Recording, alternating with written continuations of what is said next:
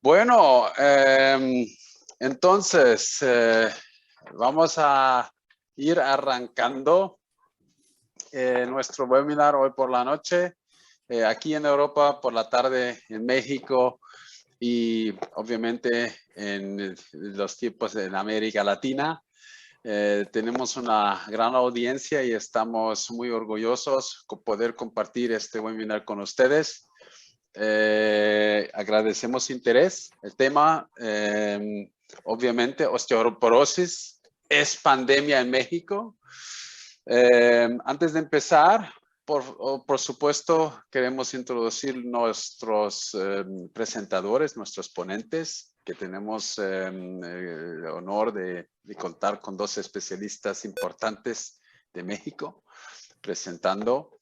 Y obviamente, antes de arrancar, tres palabras.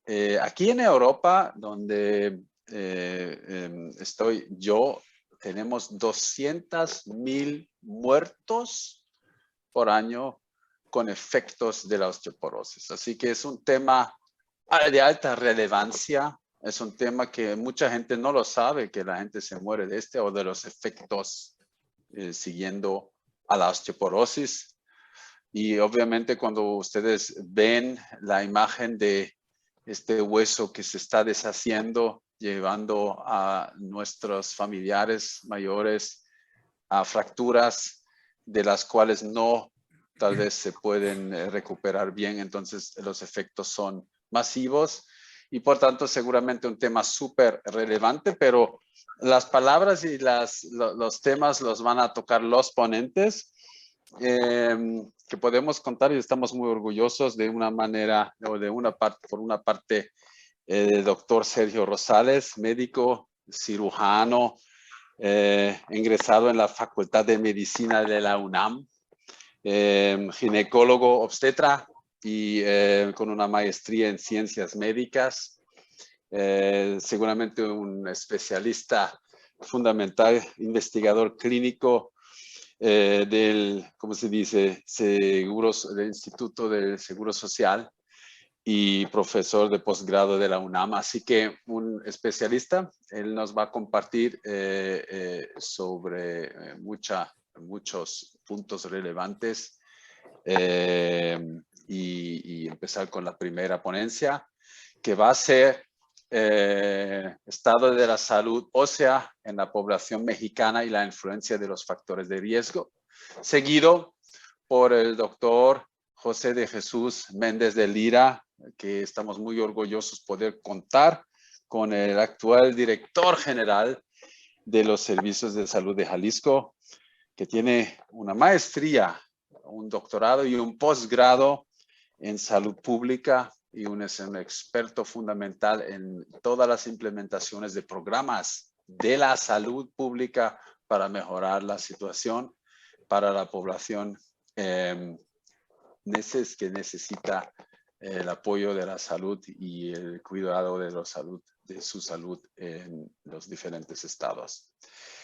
Yo personalmente trabajo con la empresa Ecolite, con la modestidad, no vamos a perder mucho tiempo con la introducción, pero me permito reflexionar un punto rapidito. Había en 2017 un proyecto iniciado en México que ustedes ven aquí en verde, el proyecto de la norma oficial para la prevención, detección, el diagnóstico y el tratamiento, control y la vigilancia epidemiológica de la osteoporosis. Así que ya una vez en el pasado se intentó establecer algo a nivel nacional en términos de osteoporosis, porque se había visto que es un tema relevante para el sector público. Y obviamente, uno de los puntos interesantes fue que se identificó que toda la persona mayor a 50 años de edad que acude a un establecimiento de atención médica debería realizar un diagnóstico. Y esto obviamente enseña que ya en el pasado, este programa que después se descontinuó, es un tema relevante y por tanto, obviamente con esto creo que tenemos un una buena inflexión que ahora, después de 5 años, habrá un nuevo inicio de la iniciativa de llevar un programa y realmente implementarlo en el campo. Pero antes de esto, lo importante creo que es entender más de la osteoporosis, y por eso yo voy ahora entregarle la palabra y la presentación al doctor Sergio Rosales. Sergio, la palabra es para usted y estamos orgullosos de contar con usted. Gracias.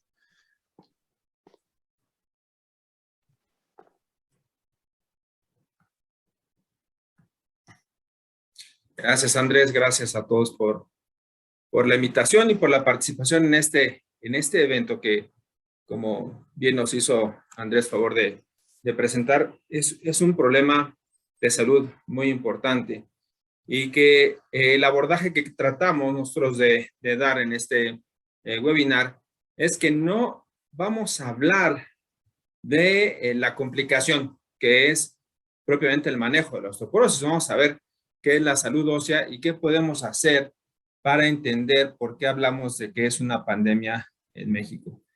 La parte que me toca a mí, vamos a tocar 3 temas importantes. 1, recordar qué es el hueso y por qué es importante hablar del hueso. 2, hablar de cómo se hace la evaluación del hueso. Y 3, los datos que tenemos ahora generados por nosotros en el hospital donde laboro. Bueno, el hueso. Este es el hueso. Esta es una estructura que aunque todos conocemos, a veces no la recordamos. Pensamos que el hueso, al ser duro, es una estructura rígida. Y vamos a recordar que tiene 2 partes. Esta primera parte del hueso, que es la parte cortical, y esta parte interna, que es el hueso trabecular o el hueso esponjoso. Esta parte es muy importante porque es la que le da la elasticidad y la resistencia al hueso. El hueso tiene la función de soportar la gravedad para permitirnos la locomoción. Esa es su principal función del esqueleto. Pero este esqueleto necesita tener vida. Y esa vida la tiene a través de la circulación que se genera y los cambios metabólicos que se van a propiciar. La unidad funcional de este hueso van a ser estas zonas que llaman osteonas, y dentro tiene un conducto por el que va a circular la sangre, y esta sangre está en comunicación directa con esta zona trabecular, a través de la cual va a fluir un líquido. Este líquido extracelular es el que tiene el contenido mineral que se desprende del hueso propiamente. Este va a pasar entre los trabéculas, pasa por estos conductos, a ser los conductos de Havers, y de ahí se integra al tejido, al líquido intravascular, y podrá tener las funciones del hueso. Entonces, esta estructura es muy importante por todo lo que va a generar en nosotros. Pero, ¿cuál es esa estructura fundamental o esa función de los huesos? Bueno, la más importante es la de la regulación del calcio a nivel extracelular. Recordemos que el calcio va a ser importante para muchas funciones, como el AMP cíclico, que se encarga de hacer muchas acciones que hacen las células, la transmisión neurológica, el manejo de información a través de las células, la contractilidad de los músculos, y por eso es fundamental que tengamos calcio disponible. De ahí que el cuerpo lo tenga que jalar de un reservorio o jalarlo de la dieta a través del intestino, pasarlo a la circulación vascular, y de ahí empezar a distribuirlo para cumplir sus diferentes funciones. ¿Cómo se regula este calcio? Bueno, este calcio implica 3 estructuras: el riñón, el hueso y el intestino. Y también de 3 hormonas: el dehidrocolecalciferol, la hormona paratiroidea y la calcitonina. ¿Cómo actúa cada uno? Bueno, el 1,25 de hidrocolecalciferol es la vitamina D, y esta es la que nosotros hemos visto que tiene una importancia actual en la descripción que se ha hecho del uso de la vitamina D. Vamos a ver que esta vitamina D es importante porque este colecalciferol se va a metabolizar con la luz solar. Y esta es la forma natural en la que nosotros adquirimos la vitamina D. Se ha visto en algunos estudios que una exposición de más o menos 1 cuadrado de piel, expuesto 3 veces a la semana durante 20 a 30 minutos, se puede sustituir por una cantidad determinada de vitamina D, que es la que se hace la recomendación. Pero esta vitamina D, cuando funciona en el cuerpo, vamos a ver que lo que hace al transformarse en el 95 de hidrocolecalciferol es incrementar la absorción del calcio a nivel intestinal. Y esa es la forma en que el cuerpo jala calcio. Pero ¿qué pasa con la acción de la hormona paratiroidea? La hormona paratiroidea, cuando nosotros registramos una necesidad de calcio, manda a activar las células del hueso para que se libere este calcio a nivel intracelular, y la responsable de guardarlo va a ser la calcitonina. La calcitonina va a detener esta acción de la hormona paratiroidea para formar hueso. Importante, cuando el hueso trabaja, también va a tener un efecto sobre el riñón, que se encarga de regular también el metabolismo del calcio y del fósforo, que va a ser la contraparte o la parte complementaria de los minerales del hueso. Ahora, ¿cómo actúa este hueso? Esto es muy importante. El hueso, vamos a ver que tiene 2 células responsables de su metabolismo. Estas células que van a estar en el revestimiento, cuando tienen el estímulo, se va a transformar en un osteoclasto. Este osteoclasto es una célula grande multinucleada que va a empezar a trabajar sobre la superficie del hueso, sobre la trabécula en la que se va a adherir, y tiene unas zonas de adhesión, y en medio de estas zonas de adhesión empieza a generar un cambio en el que hace estas prolongaciones que liberan enzimas, que empieza a degradar la matriz ósea, y esta matriz ósea, como vemos aquí abajo, se degrada, y esta misma prolongación empieza a absorber el calcio, lo pasa a intracelular, y esto lo pasa posteriormente al líquido extracelular que pasa entre las trabéculas, y de ahí pasa a la circulación. Este proceso de que se inicie la inducción de estas células va a tardar 10 días en empezar a hacer la resorción del hueso. Y la parte de formación, una vez que tenemos esta resorción, hay que formar ese hueso sano. Lo van a hacer los osteoblastos, y esto tarda más o menos 3 meses. Por eso dice que el ciclo del hueso va a durar 100 días. ¿Y qué pasa con esto que marcamos como la letra D? Son todos aquellos factores que van a influir y que van a inducir una mayor destrucción del hueso, o que inducen que el efecto de mayor osteoclastos se dé en el hueso, y esto genera una mayor liberación de minerales y de calcio principalmente a la circulación. Pero entonces nosotros decíamos en un principio que no queremos hablar de la osteoporosis, queremos hablar de lo que es la salud ósea, que para nosotros es un término muy importante.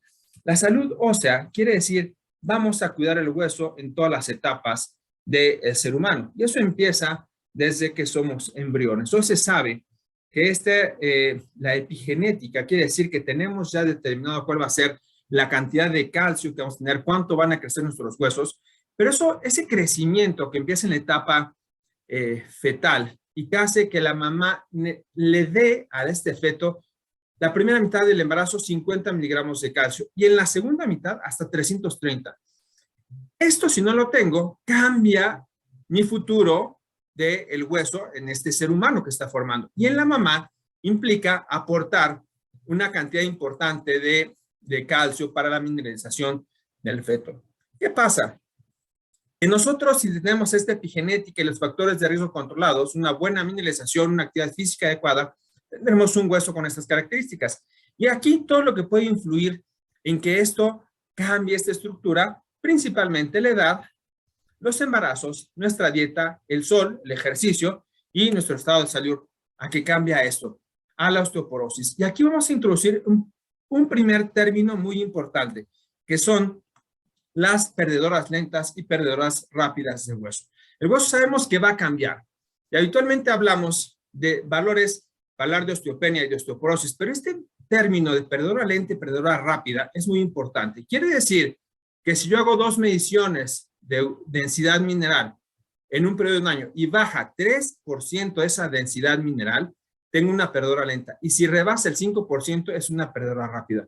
¿Pero por qué esto es importante? Porque una persona joven, que no estamos en una etapa de climaterio donde sabemos que es más fácil encontrar una pérdida importante, nos dice que esta persona está empezando a destruir su hueso en una etapa más temprana de la vida. Y vamos a ver aquí las curvas de comportamiento de los huesos. ¿Cómo se forma este hueso? Bueno, vamos a ver aquí las mujeres y los hombres. Vamos a ver que tenemos un crecimiento importante en la adolescencia de masa ósea. El 50% de la masa ósea final se va a formar en la adolescencia y entre los 13 y 18 años alcanzamos esta masa total. Y después de esta edad, vamos a ver que el proceso de osificación o de alcanzar la masa total se va a alcanzar entre los 30 y los 40 años. Esto es muy importante, porque quiere decir que este periodo entre los 30 y los 40 años sirve para fijar y alcanzar este pico de masa ósea. Como pueden ver aquí, en esta primera tabla, cuando tenemos el efecto de la menopausia y la baja de los estrógenos, la pérdida de hueso en la mujer es muy importante. Pero esto sí es relevante para hablar de osteoporosis, pero nosotros hablamos de salud ósea. Quiere decir que si yo mi crecimiento, mi pico de masa ósea no lo atiendo a tiempo, en etapas tempranas, va a pasar que mi curva baje, sea menor. Y esto me habla de mi masa ósea. Tengo una masa ósea menor. ¿Y qué influye aquí? Pues mi ingesta de calcio, la actividad física, fumar, el uso de algunos medicamentos. Y entonces, si yo parto que a los 30 años, 40 años, tengo una masa ósea menor, pues es más probable que a menor edad alcance el rango de osteopenia o de osteoporosis. Y nosotros hemos encontrado que no solo estos factores de la falta de ingesta de calcio, el sedentarismo, el uso de alcohol en dosis excesivas, algunos medicamentos, sino también el embarazo y la lactancia son factores muy importantes como inductores de pérdida de la masa ósea. Y esto es lo que la OMS hace en 1995, define como criterios para hablar de osteoporosis y osteopenia. Y nos dicen, vamos a hacer una medición de la densidad mineral ósea. Hacen estos criterios con un equipo de DXA, que es una radiación, una placa de rayos X que mide qué cantidad de mineral tiene el hueso. Y dice que está entre 1 y -1 desviaciones estándar de lo normal, es mi hueso normal. Si esto lo empezamos a bajar y estoy entre -1 desviación y -2.5 desviaciones, lo vamos a considerar como osteopenia. Y lo importante de meter a mi paciente aquí es que esta mujer tiene el doble de riesgo de tener una fractura que una persona que tiene el hueso normal. Pero si estas desviaciones se va más de 2.5 desviaciones, empieza a incrementarse el riesgo. De entrada se va a cuadruplicar. Y si a esto le sumamos factores de riesgo o actividad de riesgo y estas desviaciones empiezan a ser más grandes, pues hay que multiplicar por 1.52 cada desviación para ir calculando mi riesgo. Pero lo interesante de esto es que este estudio se hizo en un grupo muy pequeño de pacientes y hace más de 30 años que se hizo esto, o 30 años que se estableció esto. Entonces, un criterio que ya tiene, que es obsoleto para hablar como único criterio de la densidad mineral, sobre todo porque el DXA es un estudio que puede tener varios errores. Ahora, ¿qué pasa en México? México, el Consejo Nacional de Población hace una evaluación y dice que para el 2019, que es en el momento que se hace este estudio, existían más o menos 2.100.000 nacimientos al año. Y de estas, el 53% ocurrió en mujeres entre los 15 y los 49 años, pero predominan entre los 20 y 24 años. ¿Por qué es importante? Porque sabemos que este grupo de mujeres no ha acabado de alcanzar su masa ósea. Y esto quiere decir que aquí empezamos a definir el perfil de pérdida ósea en estas mujeres. Y también en ese mismo año dice, el 70% de las mujeres que tienen 50 años van a tener una salud ósea deficiente. 50% osteopenia de este 70 y 20% osteoporosis. Y la proyección que ellos hacen para el 2025 es que va a existir en este país más de 9 millones de mujeres con una masa ósea baja. Y aquí lo importante es lo que sigue. Si yo tengo un hueso sano, no tengo que invertirle recursos ni en calidad de vida de la mujer, ni económicos para la paciente, la institución y el país. Si yo cambio esta salud ósea por un hueso enfermo, vamos a ver que eso cambia la perspectiva tanto del paciente como de las instituciones. El costo, 2005 se calculaba 17,000 millones de dólares el costo aproximado del manejo de las complicaciones de fractura como costo directo. Para el año pasado en Estados Unidos se gastaron 17.9 billones de dólares en atención de pacientes fracturadas. Y en México para el 2018, que es el cálculo que esta cifra que encontramos, fue de 411 millones de pesos. Entonces, quiere decir que esto es un gasto importante. Y vamos a ver que esta calidad de hueso y los factores de hueso conforme se incrementan, peor va siendo nuestro pronóstico. ¿Cómo hacemos el diagnóstico? Esta parte es fundamental. Ya decíamos que el estándar de oro va a ser el DXA, el DEXA. Este estudio va a evaluar a través de una emisión de iones la columna y la región del fémur, la cadera. Este es un estudio que hasta el día de hoy es el estándar de oro, que requiere un equipo para poder tomar estas placas, una radiación hacia mi paciente, capacitación del personal para poder hacerlo. Y tiene varios errores. Si yo muevo la pierna, el estudio no sale bien. Si tenemos material de osteosíntesis, cambia la densidad mineral ósea, pero sigue siendo nuestro gold estándar. Hay otros métodos como los de ultrasonido, los cuales evalúan huesos distales, pero no se ha comprobado que sean de gran utilidad, sobre todo en el seguimiento a largo plazo de pacientes con riesgo. En el paciente sin riesgo pueden tener cierta utilidad como seguimiento, pero los huesos más importantes, los que realmente nos van a decir cómo está la salud y que tienen secuelas importantes, va a ser la región lumbar, en primer lugar, que es la más importante, y en segundo lugar, la región de la cadera. Y aparece esta tecnología, la tecnología de REMS. La tecnología de REMS, de entrada, es un método no ionizante, que eso es muy importante. A diferencia del estándar de oro, aquí se hacen ondas de ecosonografía, que son las que van a medir la densidad mineral ósea. Y lo importante también es que va a utilizar o va a evaluar las mismas regiones que se evalúan con DXA. Quiere decir que puedo hacer un estudio que evalúa las mismas regiones de riesgo, región lumbar, cadera del fémur, comparándolo con mi estándar de oro. ¿Y qué ventajas tiene? ¿Por qué quiero decir que puedo evaluar con REMS o con DXA y sea igual? Los estudios que se hicieron en 2018 nos dicen, por la doctora y Paola, que usar esta tecnología de REMS, si yo la comparo con el DXA, vamos a tener una concordancia importante en los estudios. Y esto lo evaluamos con este valor de R. Mientras más grande sea este valor de R, quiere decir que mis resultados son comparables. Entonces, si yo comparo en nivel vertebral T-score de DXA con REMS, es muy parecido, 0.94. Y en región femoral, 0.93. Entonces, quiere decir que puedo ocupar cualquiera de los estudios para hacer el diagnóstico de salud ósea y son equiparables, los puedo ocupar sin problema. La concordancia entre hacer un estudio que diga que tengo osteopenia o osteoporosis en la cadera y en la región lumbar, vamos a ver que es del 88% y es muy similar a lo que se han reportado con DXA. ¿Qué otra cosa es importante? Ya evaluamos que se parecen, pero esto traducido a gramos sobre centímetro cuadrado, que es lo que evalúa el T-score, vamos a ver que la diferencia entre los dos estudios es muy pequeña. 0.088 gramos por centímetro cuadrado a nivel lumbar y 0.006 gramos por centímetro cuadrado en la región del fémur. Quiere decir que mis dos estudios se pueden utilizar con la misma certeza para hacer el diagnóstico de salud ósea. ¿Cómo actúa REMS? REMS es un estudio que va a emitir una onda de ecosonografía.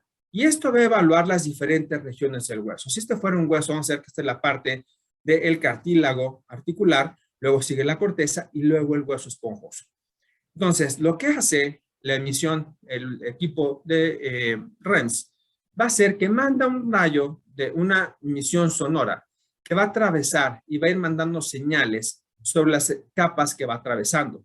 Y estas capas van a regresar y van a regresar como una frecuencia sonora que el equipo va a traducir. Esto es muy importante porque el equipo el software tiene la capacidad de discernir lo que es hueso de lo que es, por ejemplo, material de osteosíntesis y lo elimina. Y hace el análisis más específico de lo que es solamente hueso, cosa que DXA no puede hacer. Y entonces empieza a discernir, este es cartílago articular, este es hueso cortical, y entonces a partir de la señal del hueso esponjoso, empiezo a formar un patrón. Y va a formar 20 imágenes por segundo. Esta es una imagen que va trazando el equipo.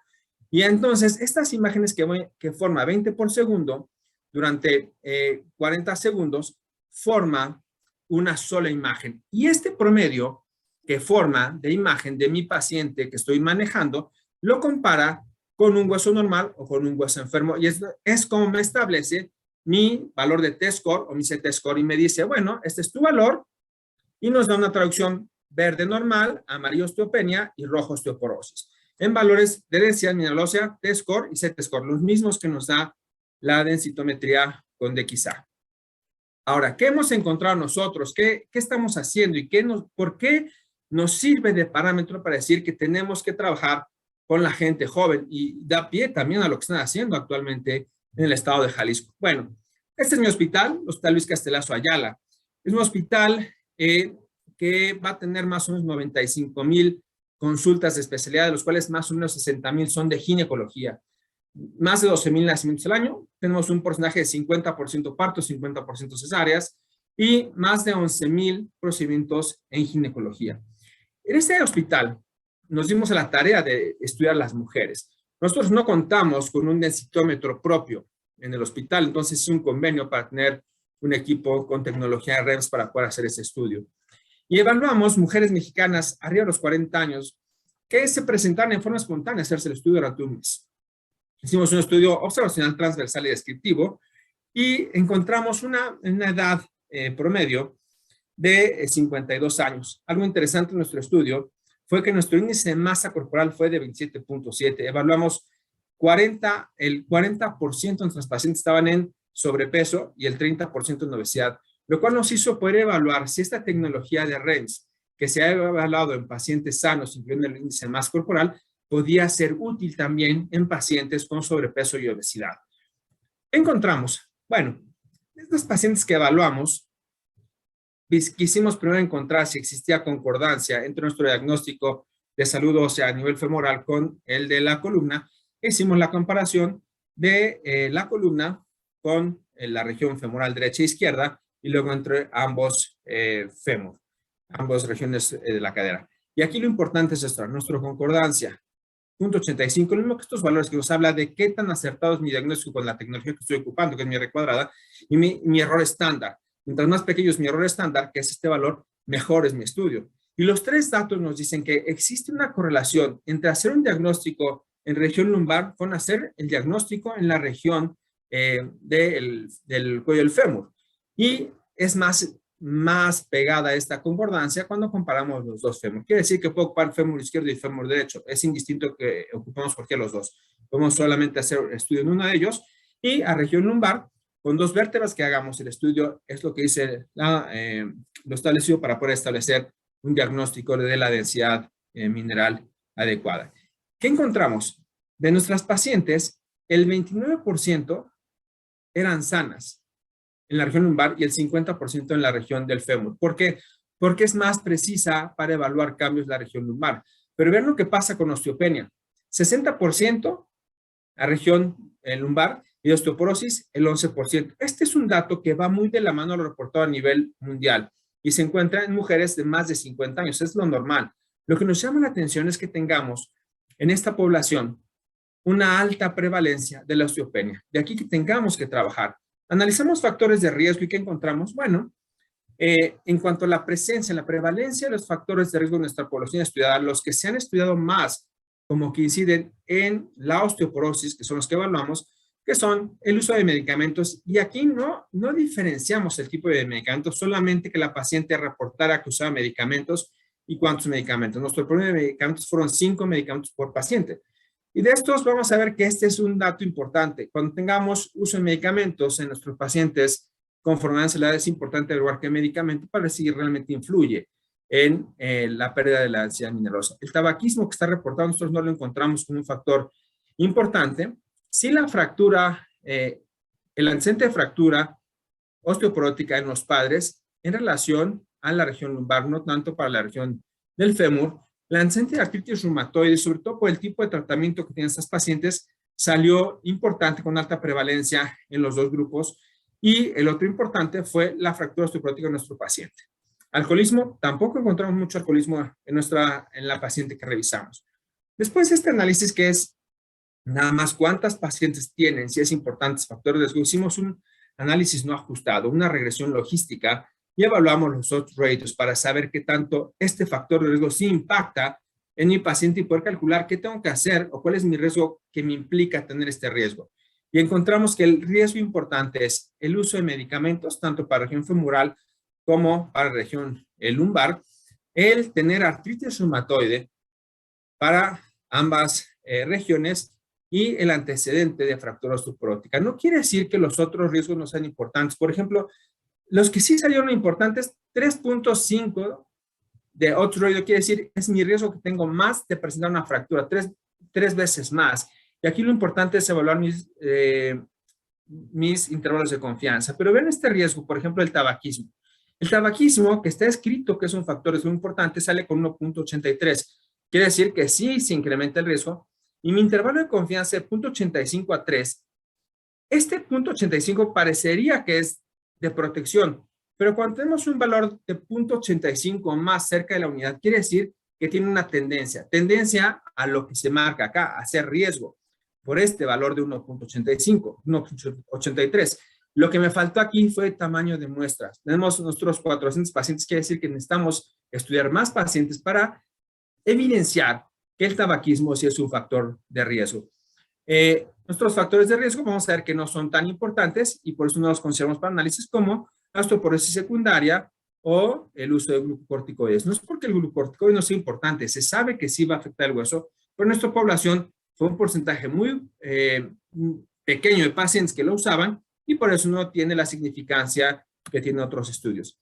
Y esta gráfica, que es la que más nos llamó la atención. Si nosotros evaluamos el comportamiento de nuestro hueso sano, vamos a ver cómo va a bajar, que es lo que esperamos, y cómo la osteopenia va incrementando y la osteoporosis va a aparecer después de la menopausia en nuestras mujeres. Pero lo que más nos llamó la atención es que entre los 40 y los 44 años tenemos arriba del 30% de pacientes con osteopenia. ¿Y por qué nos llama la atención? Bueno, esto traduce que hay varios factores impulsores a la pérdida ósea. Vamos a transformar nuestras mujeres en etapas jóvenes, sobre todo cuando no se cuida antes de que se acabe de formar esta masa ósea definitiva. Y van a ser factores como la vida, el ejercicio, el sol, el embarazo y la lactancia. Sabemos que son los factores que influyen en que a esta edad tengamos un porcentaje tan alto de osteopenia y que cuando llegamos a los 50 años, en la evaluación de la región lumbar, que es la más importante, el 50% de las pacientes está con una salud ósea comprometida. Quiere decir que si nosotros trabajamos con las pacientes con osteopenia, está escrito en la literatura que a 6 meses con dieta adecuada y ejercicio pueden empezar a recuperar hueso. Entonces, si nosotros hacemos evaluaciones de la densidad mineral ósea en la población antes de la edad de riesgo, que es la menopausia, vamos a poder tener una influencia positiva en la mejoría de la densidad mineral ósea.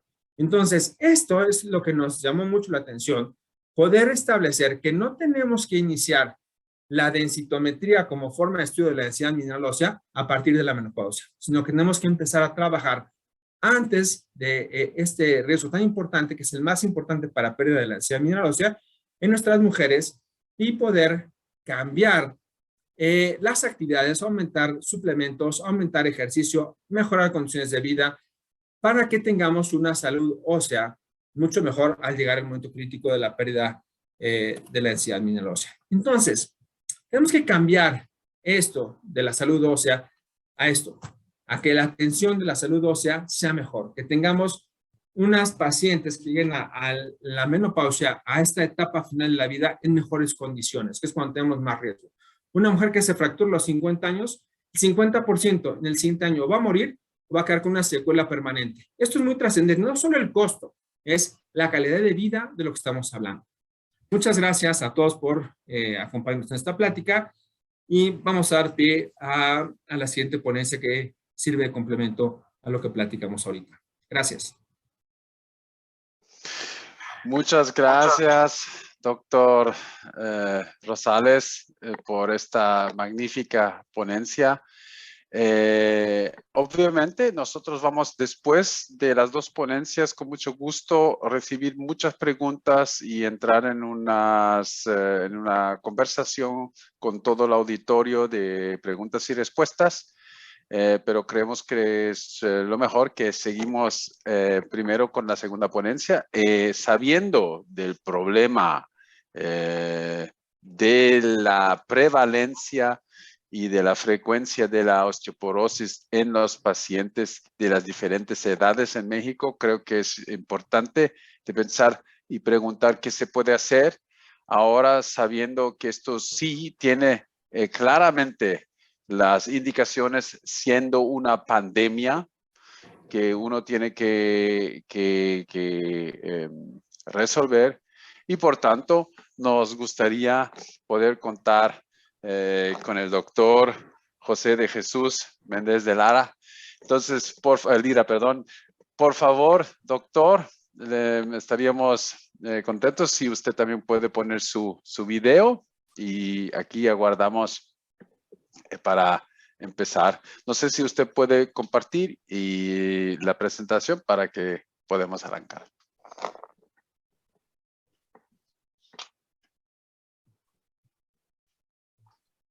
Creo que está todavía en mute.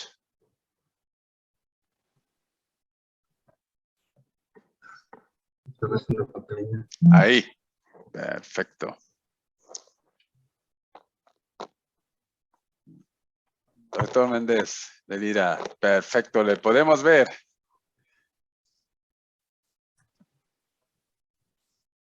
Muy buenas tardes a todos, y me agradecería si me confirman si está viendo la presentación. Podemos ver la presentación. Muy bien, pues antes que nada, pues un cordial saludo a nombre del gobierno del estado de Jalisco, donde la verdad es que la prioridad es la salud de todos los jaliscienses. Y en este sentido, la prioridad del señor gobernador es precisamente llegar a ser la población más alejada y sobre todo hacer más práctica en la parte de la salud pública y poder llegar a espacios en determinado momento que históricamente no se podían llegar o no se podían llevar los servicios. De esta forma, hoy en día pues, vamos a poder compartir precisamente esta experiencia del estado de Jalisco, que es precisamente la salud ósea, la propuesta de innovación por Jalisco. Esto consiste precisamente en la utilización de osteodensitómetros en unidades del primer nivel de atención. Dentro de la parte de la salud ósea, el principal indicador de calidad de vida en la persona adulta mayor es su autonomía, como bien lo escuchamos. De ahí la trascendencia de trabajar en la prevención, el diagnóstico oportuno y el abordaje efectivo en la salud ósea. La pandemia nos dejó precisamente una gran enseñanza. En muchas de las ocasiones nosotros no valorábamos la parte de la salud. O bien piensa uno que no es posible, no, a mí no me va a tocar, o en determinado momento no voy a ser susceptible. Creo que la salud pública tiene un gran reto, y en ese sentido también toda la sociedad hemos aquilatado un poquito más precisamente lo que representa la salud. Es tan frágil que en determinado momento, en perderse la salud, se pierde todo proyecto de vida. En este sentido, la parte precisamente de la salud ósea es fundamental también. La movilidad y la capacidad que se debe de tener precisamente. En ocasiones para nosotros se nos hace, nosotros lo vemos en nuestros pacientes y definitivamente lo vemos como un gran reto. Pero sentirse y ponerse en los zapatos del paciente, sobre todo en las personas que en determinado momento llegan a tener una afectación o una inmovilidad, nos lleva precisamente a una gran necesidad de impulsar todas las estrategias, como bien lo comentó quien me precedió, en el sentido de prevenir. Los densitómetros con tecnología de radiofrecuencia, iconografía multiespectrometría permiten optimizar los recursos económicos y humanos. Hacer un instrumento portátil garantiza acercar a la población de todos los municipios del estado un método de diagnóstico de enfermedad ósea de última generación, sin riesgo de radiación alguna y facilitando un monitoreo frecuente para establecer líneas de intervención en el abordaje médico, nutrición y prescripción del ejercicio oportuno para disminuir el riesgo de fractura. Para nosotros, esta alternativa es se convierte hoy en una gran alianza que nos permite precisamente llevar incluso a nuestros médicos que acudimos con ellos a las regiones más recónditas del estado, o sobre todo aquellas unidades que están en la sierra.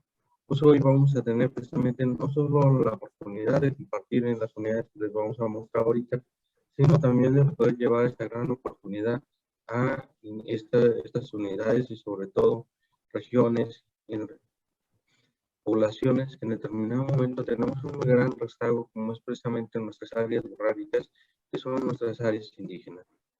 Dentro de los aspectos epidemiológicos de la población mayor, bueno, está de más, pero México ocupa el lugar número 33 del ranking global de envejecimiento, con una población adulta de mayores de 15.4 millones de más de 60 años, lo que representa el 12% de personas mayores.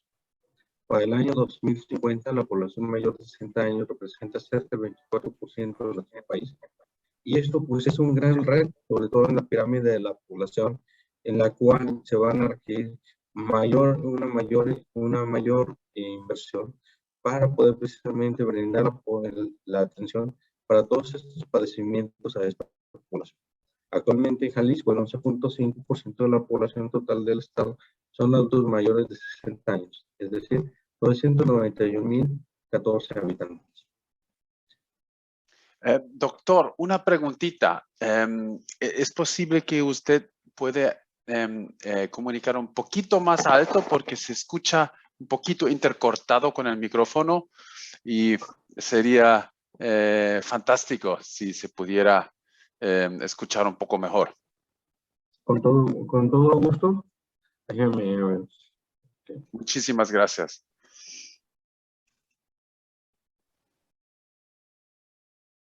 Dentro de los logros tenemos la adquisición de 4 osteodensitómetros portátiles por ultrasonido. Esto nos permite la implementación del modelo a nivel mundial en el primer nivel de atención y permite realizar una densitometría ósea de vértebras lumbares y cuello femoral, como lo define la Organización Mundial de la Salud. Detectar y abordar la enfermedad ósea en nuestra población de manera eficiente y oportuna. La tecnología utilizada, recordemos, es de primera generación y limita la emisión de radiación ionizante, que es una gran bondad. Los logros del programa, el OP de Servicios de Salud Jalisco realizó la primera capacitación sobre su salud ósea y operación de osteodensitómetros. La propuesta de innovación consta de 2 acciones. Una, la tecnología de punta en el primer nivel de atención. Segunda, instrumentación de campañas en unidades de salud de regiones sanitarias. Beneficios o resultados esperados: conocer la prevalencia de osteoporosis en la persona adulta mayor, la prevención de fracturas por fragilidad, osteoporosis, y la reducción de costos directos e indirectos de la atención de fracturas de cadera. Cuarto, elevar la cobertura de cuestionarios de factores de riesgo, ya que serían un requisito para la realización de la densitometría ósea. Quinto, mejorar la calidad de vida. Sexto, colocar a Jalisco como pionero y referente a nivel nacional e internacional.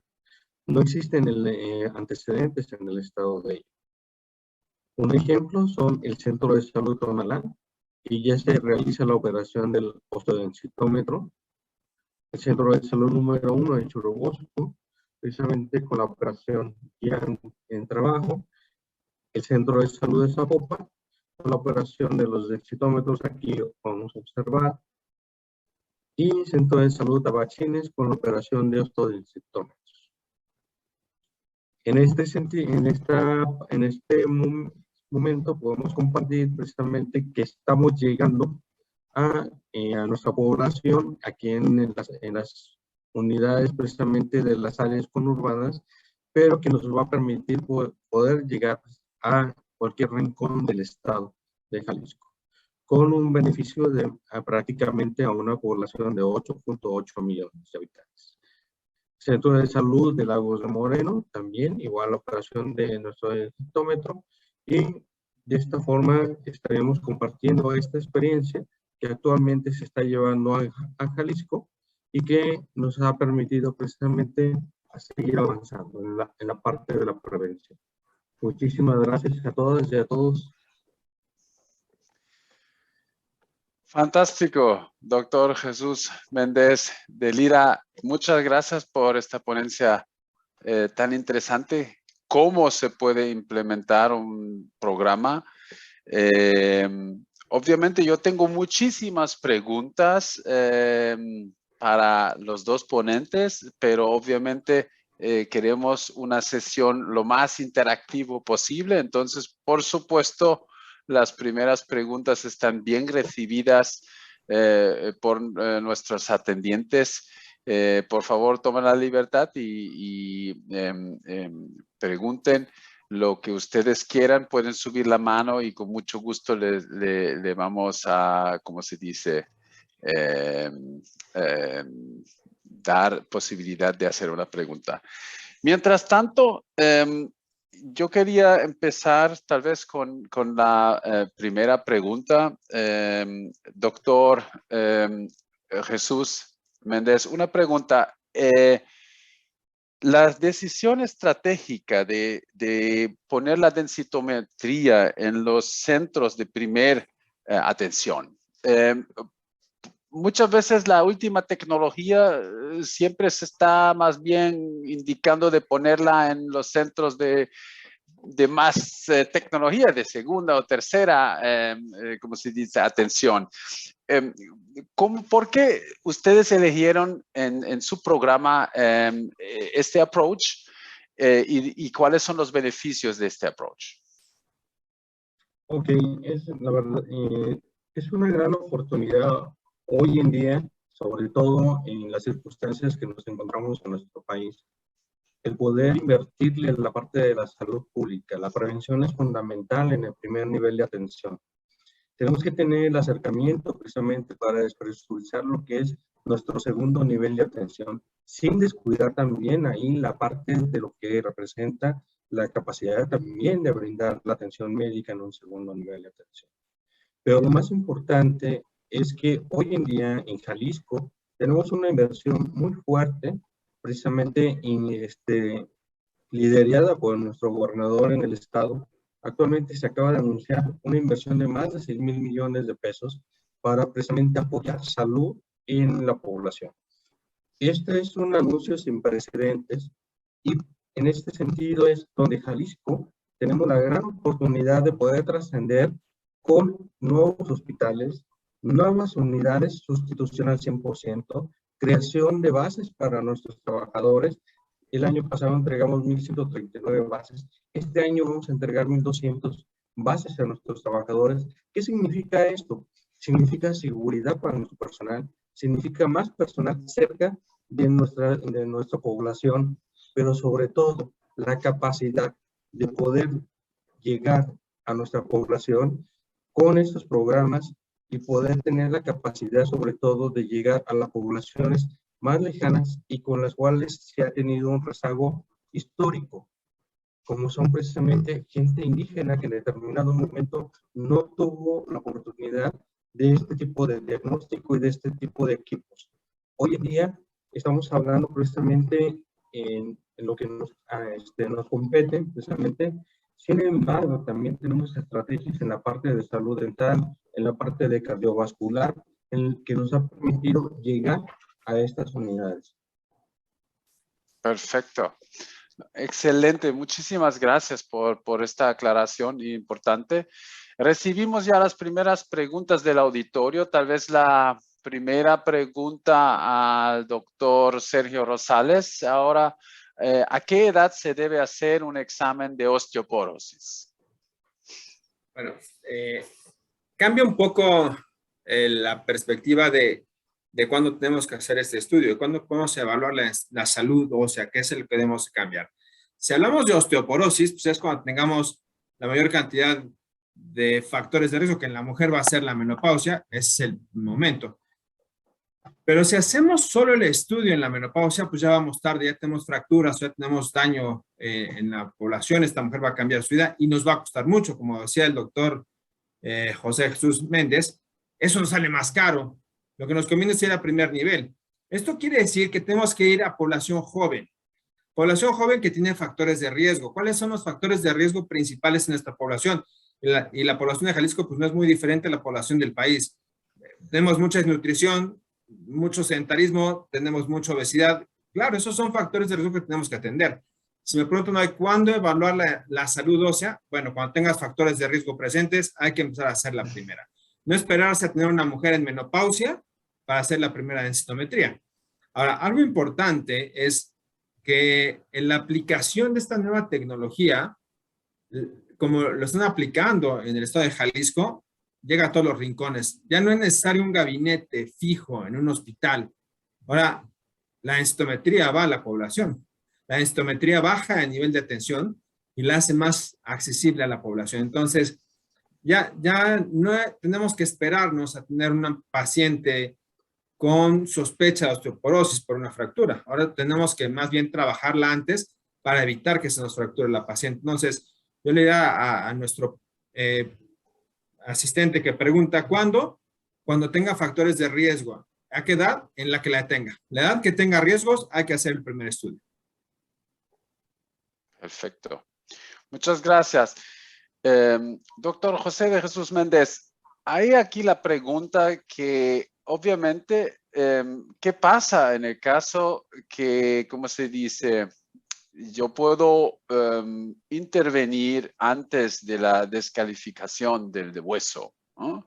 Pero una vez que ya tendría una osteoporosis o una osteopenia, porque recuerdo que hemos visto unos números gigantes del doctor Rosales, el 60% de las personas medidas tenían osteopenia y más o 10% de osteoporosis, entonces eso es mucho. ¿Qué se puede hacer en términos de medicamentos cuando se haya medido ya una osteoporosis?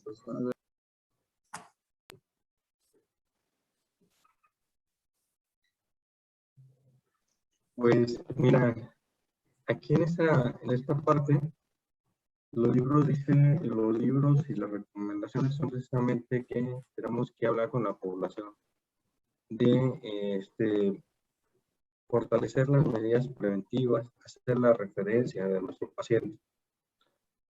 Pero, como comentaba ahorita el doctor Sergio, nuestro reto principal es romper ese esquema.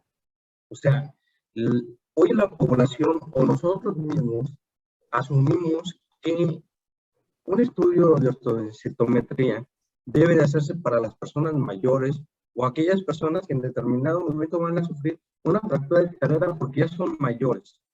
No es así. Hoy en día tenemos que cambiar el esquema, tenemos que romper paradigmas y sobre todo tener claro que todos somos susceptibles también en determinado momento de tener algún problema y que lo más importante es prevenir. ¿Cómo prevenir? Pues yo no puedo tomar la decisión sobre algo que yo desconozco. Y si tengo la capacidad de hacerme el estudio, hay que hacerlo. ¿En qué edad? Pues bien lo comentaba ahorita el doctor Sergio. Si yo tengo un factor, y un factor muy importante que hoy en día se está dando a los jóvenes, que estamos viendo, es precisamente el tabaquismo. El tabaquismo, que de acuerdo a las encuestas en salud, pareciera una competencia, pero la mujer tiene una protección extraordinaria con su sistema hormonal, pero cuando se fuma, se rompe también ese factor y ese protector. Entonces, tenemos que romper el paradigma y ver precisamente que tenemos que ser propios hoy en día, ya en la parte de medicina preventiva, una serie de checklists desde que somos jóvenes. Así como hay que ir al dentista sistemáticamente, hacerse una revisión bucal, así como nos tenemos que hacer una mastografía, así como nos tenemos que hacer el estudio de cáncer de cuello uterino, la parte precisamente de lo que significa el estudio y el reforzamiento de lo que sería el ejercicio, un cambio de estilo de vida saludable y manejado todo por un equipo multidisciplinario, está en nuestras unidades de salud, están en las instituciones, pero tenemos que romper ese paradigma. Hay que acudir y hay que romper el paradigma de que el a mí no me puede pasar. Perfecto. Muchísimas gracias. Muchísimas gracias. Tenemos aquí una pregunta.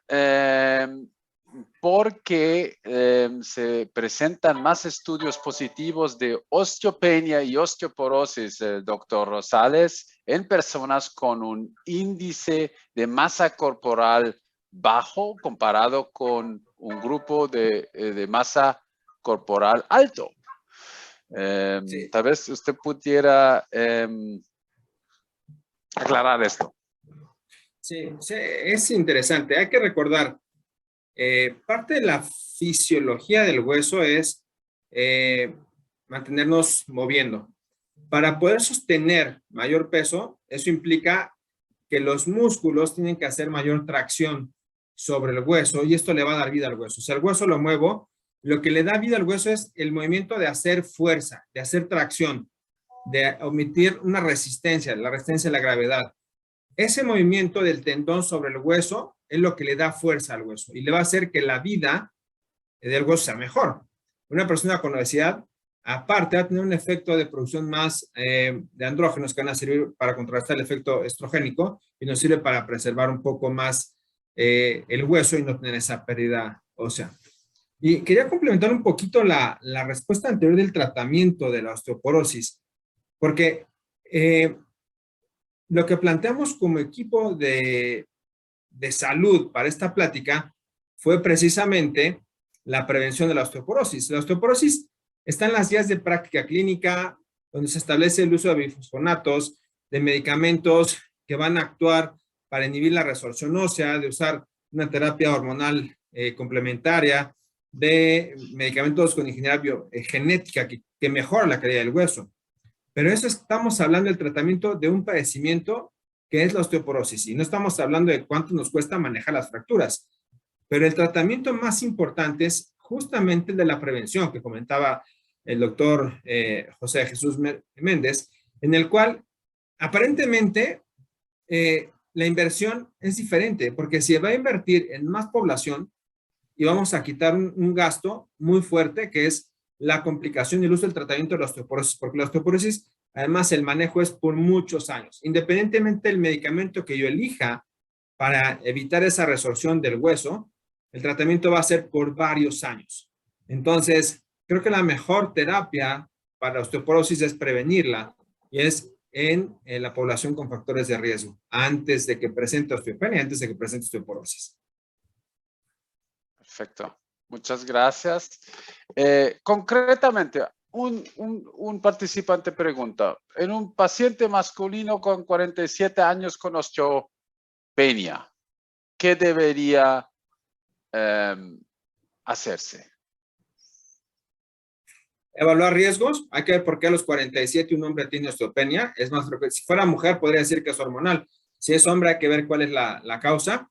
Y mejorar condiciones basales. Mejorar calcio, mejorar ejercicio, exposición al sol o uso de vitamina D. Con eso podemos empezar a mejorar las condiciones de salud ósea. Perfecto, perfecto.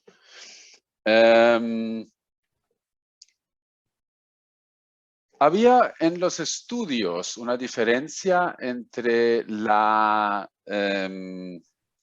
el número de osteopenia y el número de osteoporosis entre las mediciones en cadera y, en lumbares y en el fémur.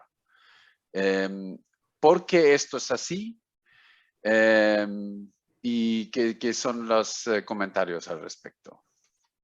Sí, todos los huesos van a tener un comportamiento diferente. Cada hueso se va a comportar diferente. Los dos regiones más importantes a evaluar va a ser la región lumbar y la región de la cabeza del fémur, del cuello del fémur. por las implicaciones a largo plazo o el manejo que requieren. Las complicaciones de estas dos regiones son muy importantes porque van a cambiar la calidad de vida de una mujer. La movilidad, el dolor. Por eso es que son las más evaluadas y son diferentes regiones y por eso tienen diferente densidad y la cantidad de... Son dos huesos que tienen mucho tejido esponjoso, que es el que evaluamos, pero el hueso no es simétrico en todos lados. De hecho, si nosotros hacemos evaluación distal de las falanges, eso, también va a ser diferente la densidad y se afecta diferente con la actividad física y la movilidad.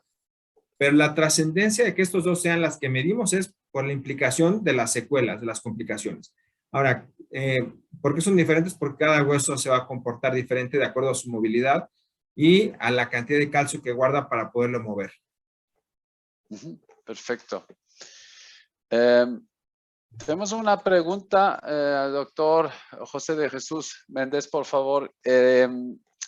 La cuestión es, en primer nivel de atención, sería importante, es un comentario que tal vez usted puede también comentar aquí, la necesidad del apoyo por nutriólogos en los centros de primer nivel. Esto sería para esencialmente mejorar la prevención. ¿Pudiera tal vez usted comentar esta propuesta de un participante? ¿Cómo lo ve? Es fundamental. De hecho, en Jalisco, primero es compartirles que es el único estado ahorita con esta estrategia precisamente de los osteodensitometros, pero también tenemos electrocardiógrafos y este trabajo, para poder realizar esto, se hace un trabajo en equipo multidisciplinario. En eso está compuesto por un médico, un psicólogo, un activador físico y por supuesto que la parte de nutrición es fundamental. También otro de los factores importantes que estamos decidiendo en Jalisco es precisamente que tenemos nuestras clínicas y tenemos en un primer lugar en nacional en la atención de gerontología. Tenemos 4 clínicas establecidas en Jalisco de gerontología, donde damos un seguimiento a partir de los 40 años para una vejez saludable. Y todo ello, pues, implica un trabajo multidisciplinario de las ramas que ya mencioné. Perfecto. Muchísimas gracias. A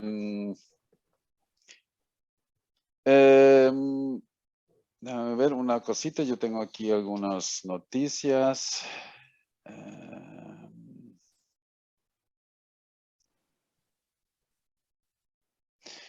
Una pregunta con respecto al estudio, doctor Rosales. Usted incluye 471 pacientes fueron inscritos en el estudio. Al final del día, solo 455 se incluyeron en el análisis de datos. ¿Usted pudiera tal vez comentar esta diferencia de números de pacientes? Sí. Todos los pacientes que acudían a la consulta externa o que venían acompañando a las pacientes, las mujeres que venían acompañando a las pacientes, se les hacía la invitación a realizarse el estudio. Para hacer el estudio necesitan llenar un cuestionario que implicaba cosas personales, edad, si fumaban, si tomaban, antecedente de fractura en los papás. Y hubo gente que no quiso contestar el cuestionario. Entonces, estas pacientes o estas mujeres que no quisieron contestar el cuestionario y que no podíamos hacer análisis de factores de riesgo, no se incluyeron para el análisis. Digo, sí les hicimos el estudio, porque al final también una cosa es la vigilancia de las pacientes y otra cosa es el estudio. Entonces, aunque sí se les hacía el estudio, no entraba al análisis porque no teníamos esta parte de factores epidemiológicos que nos sirviera para evaluarlo. Y otra cosa fue, si por alguna razón a la hora de hacer el estudio no nos daba el resultado, que es algo muy interesante esta tecnología.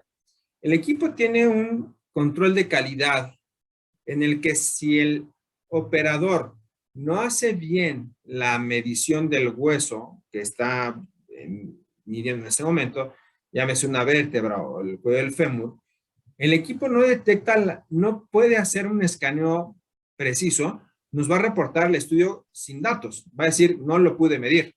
Tienes que repetir el estudio. Entonces, hubo un par de estudios en los que cuando revisamos toda nuestra base de datos, vimos que nos faltaba alguna medición.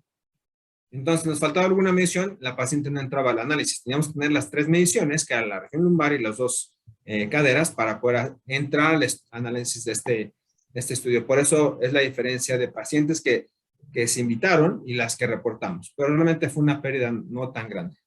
Perfecto. Hay una pregunta, doctor José de Jesús Méndez.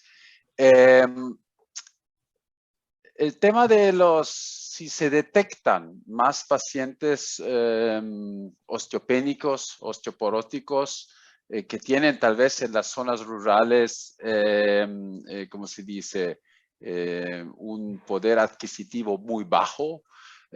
¿Cómo usted ve cómo se dice, las posibilidades de realmente iniciar un tratamiento preventivo o respectivamente también con algunas medicinas para estos pacientes que se detectó en estado osteopénico? Es una pregunta muy padre y muy buena ahorita en este momento, porque nuestra prioridad precisamente es la gratuidad de nuestros servicios. Y en este sentido se ha fortalecido sobre todo cuando se realiza una detección y la necesidad de medicamento o en determinado momento la necesidad de algún servicio, lo que hacemos es articular el primer nivel con el segundo nivel de atención y brindarle el servicio. Por eso el objetivo es llevar el servicio directamente hasta sus comunidades, directamente hasta centros de salud lejanos, para que puedan ser atendidos allá, evitar el desplazamiento, pero también una vez que se hace el diagnóstico, si se requiere un apoyo con el segundo nivel, hacemos la interacción con este segundo nivel. Si nosotros podemos dar el tratamiento directamente en nuestra unidad, lo hacemos. Y eso es muy importante hoy en día, porque un ejemplo muy claro es Jalisco es uno de los estados que no ha tenido problemas ahorita de abasto precisamente para el tratamiento con niños con cáncer, que es un problema a nivel nacional. Y esto no representa un problema, menos lo es ahorita para otros padecimientos. Genial. Muchísimas gracias, doctor.